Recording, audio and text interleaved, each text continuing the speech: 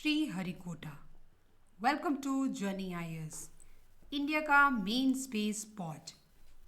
यहाँ 600 से ज़्यादा अलग अलग लॉन्चेस किए गए हैं, लेकिन भारत ने आसमान छूने के लिए इसी जगह को क्यों चुना? इसके दो प्राइमरी रीजन्स बताए जाते हैं, जो कि पहला है ईस्ट कोस्ट पे लोकेशन होना और दूसरा इक्वेटर का नज़दीक होना। जो कि हम सब जानते हैं, जो अर्थ का रोटेशन है ये वेस्ट टू ईस्ट डायरेक्शन में होता है, जो कि सैटेलाइट्स को लॉन्च करने में, स्टर्ली डायरेक्शन में प्लेस करने में बहुत ही मददगार साबित होता है। बहुत कुछ है डिटेल में जानने के लिए। उससे पहले एक आज का question, Abdul Kalam island located in which state? Option A Andhra Pradesh, option B Tamil Nadu, option C Orissa, option D Bengaluru. चलिए हम डिटेल में जानते हैं। इसरो ने श्रीहरिकोटा को अपना लॉन्च पैड क्यों चुना?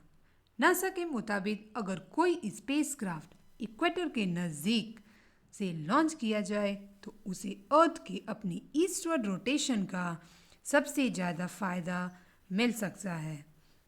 इसे करके वे अपने इंजन्स की ज़रूरत को घटा सकता है।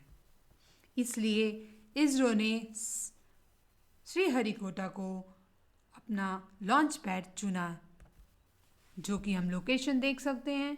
श्रीहरिकोटा हमारा, और ये इक्वेटर लाइन जो कि नज़दीकी हम देख सकते हैं। अगर ये नॉर्थ में रहता लॉन्च पैड, अगर वेस्ट या ईस्ट में रहता है तो बहुत ही दूरी हो जाती, आप देख सकते हैं। लेकिन जो हमारा श्रीहरिकोटा है वो आंध्र प्रदेश में लोकेटेड है ऑन ईस्टर्न कोस्ट। इससे जो इक्वेटर की नज़दीकी है बहुत ही नज़दीक हो जाता है। अभी हम जानेंगे कि श्रीहरिकोटा को एक लॉन्च साइट किसने सेलेक्ट किया और कैसे सेलेक्ट किया गया, उसे डिटेल में जानेंगे। 1960s में जब इंडिया ने डिसाइड किया कि वो खुद का इंडिजीनियस सैटेलाइट्स डेवलप करेगा, लॉन्च व्हीकल्स डेवलप करेगा, तब उसे एक लॉन्च पैड की ज़रूरत थी।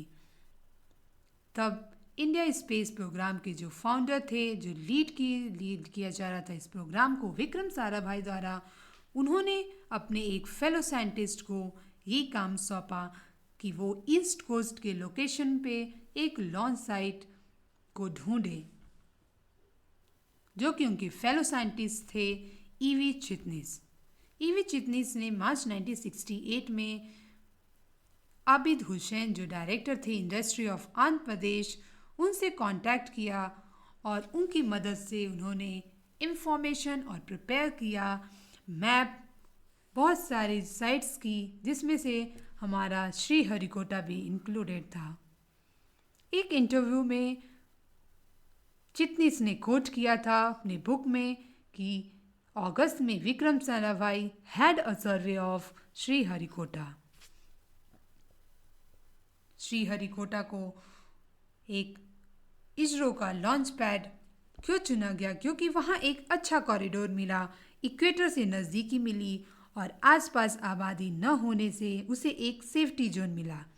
सेफ्टी जोन क्यों इम्पोर्टेंट हो जाता है? क्योंकि अगर मिशन में किसी भी तरह की दिक्कत आती है तो उसे ख़त्म किया जा सकता है और उसका मलबा पानी पर गिरे, न कि आबादी वाले इलाके पे। इसकी वजह से इस जगह को, श्रीहरिकोटा को लॉन्च पैड चुना गया, ताकि आबादी वाले इलाके पे असर न पड़े, उन्हें नुकसान न हो और कोई भी मलबे को पानी में आसानी से गिराया जा सकता है।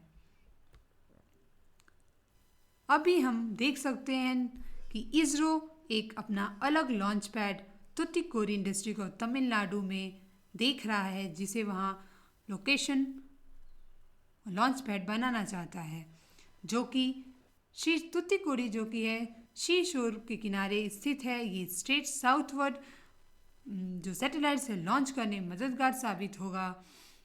जो कि हम देखते थे श्रीहरिकोटा है, उसे परफॉर्म करने में हमें डॉगलेग मैन्यूवर करना पड़ता था, लेकिन जो हमारी तुतिकोरिन है उसके लिए हम स्ट्रेट साउथवर्ड कोई भी अपना व्हीकल लॉन्च कर सकते हैं, जो कि ईजिली किया जा सकता है।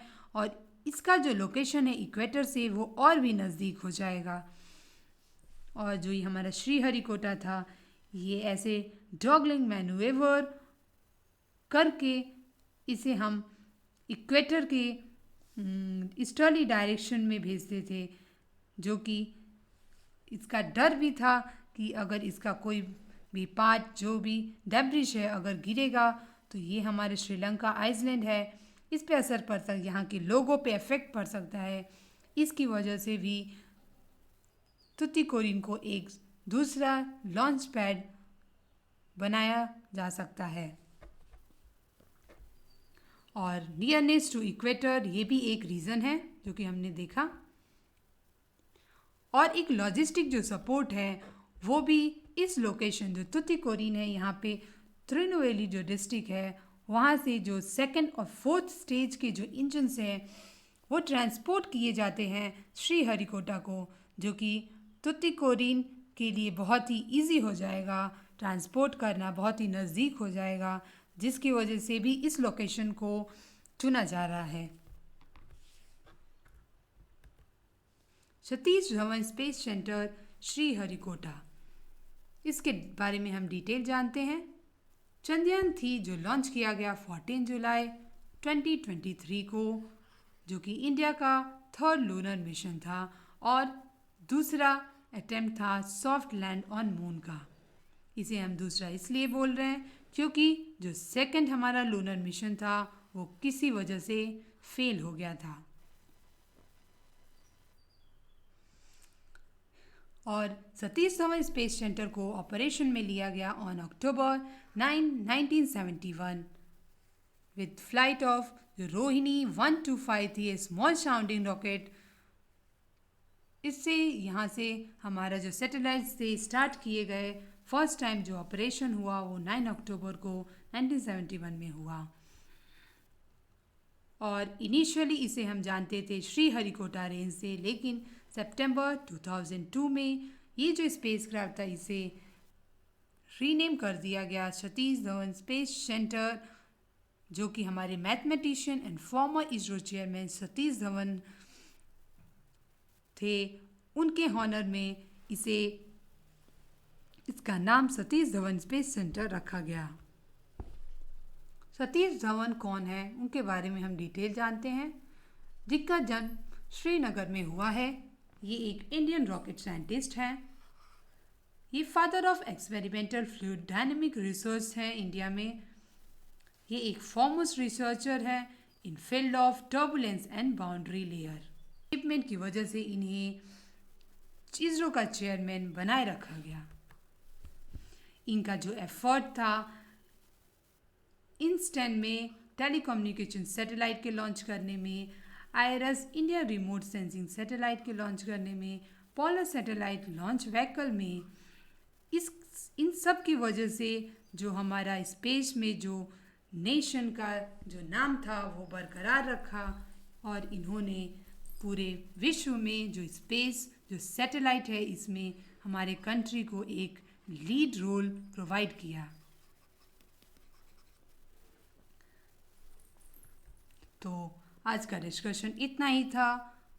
आज का हम आंसर देख लेते हैं, जो कि Abdul Kalam island located in which state. इसका आंसर था Orissa. So thanks for watching this video.